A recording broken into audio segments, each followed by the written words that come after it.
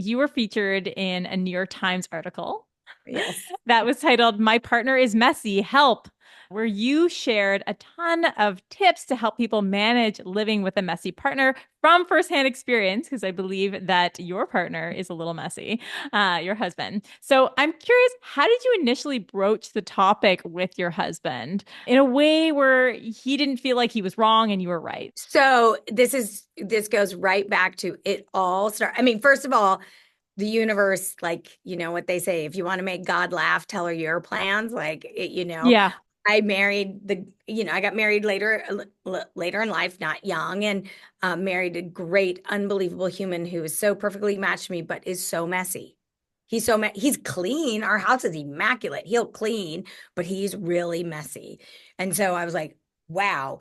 But it all started with his keys. That's how the Mm. whole conversation started, with his keys, that he was losing his keys all the time, his keys in his wallet. And like, I'd watch him like run around like a chicken with his head cut off. And I was like, hey, try this. Here's a bowl, special, only keys and wallets go in it. Just train yourself. And every day, Yeah. like if you leave it around, I'd say, I'm just putting your keys in your wallet in your bowl, just putting it in the bowl. Hey, you left them over here. They're going over here. No shame, no nothing, just here. And then he started habitually going to the keys Hmm. and the wallet in the bowl. And that stress of where are my keys, where's my wallet, went away. Wow. And in that change, he started to realize this idea of everything has a home, Mm-hmm. and the reason it has a home is so that you know where to go and look for it when you need it. Mm-hmm. It's Yes. that simple. So, he really, really took to it. He really took to it. Now, full disclosure, he has an office that I do not go into. I Yeah. don't go in there. I Yep. don't worry about what happens in there. I don't judge it. He is free to let his mess flag fly. And, because of that, and because he has that space, also, he gets stressed out sometimes. Like he'll be like, oh, I got to declutter my office, and he'll do it. Oh. And because I think when he's in the rest of our house, it just works. Mm-hmm.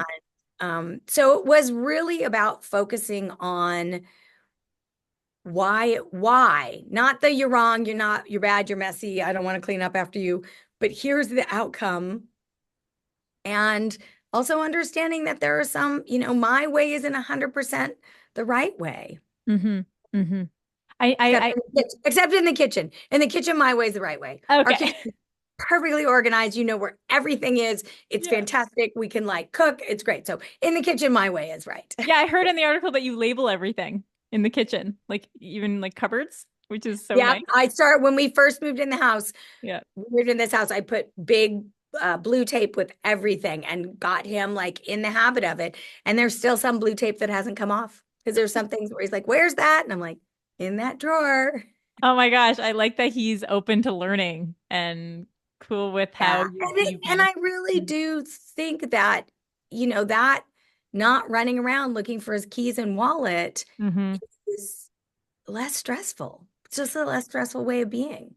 Yeah, and you also mentioned that a great solution is to focus on common areas. So, meaning like keeping the common areas clean. But if he has a room like his office, okay, you can make that messy, but I'm not going to go in there. But like Yeah. that can be your little oasis because Yeah. maybe he can process in chaos. Like maybe he's like efficient. He's a creative. Okay. I know that when he edits and does his work, that it makes him happy. And I think that's the thing for, you know, there's, as Casey Davis says, care tasks are morally neutral. You're not a bad person if you're Yeah. messy. And that's why I always go back to, is it working for you? Is it working for you? And most of the time I find, and there are people that are going to be in these comments and they'll drag me, that say, it works for me. I know where everything is. And I always feel like, well, just because you know it's in a stack this high doesn't necessarily mean you know exactly where it is. Hmm. But there are benefits to having less stuff. There are benefits to being organized. And I think if you are in a relationship where you're navigating this, to understand that it's not necessarily a right or wrong. Mhm. They're not a bad person. You're not a better person. But if it's not working, let's make it work. Yeah. Yeah. You really have to sit down and have that conversation. But like, again, be non-judgmental. Say like, hey, this is really working for me. Like, what do you think about this? Like, we can keep the common spaces really clean. My biggest question to you is, and I shared the article with a friend of mine, close friend, and she lives quite in close quarters with her partner.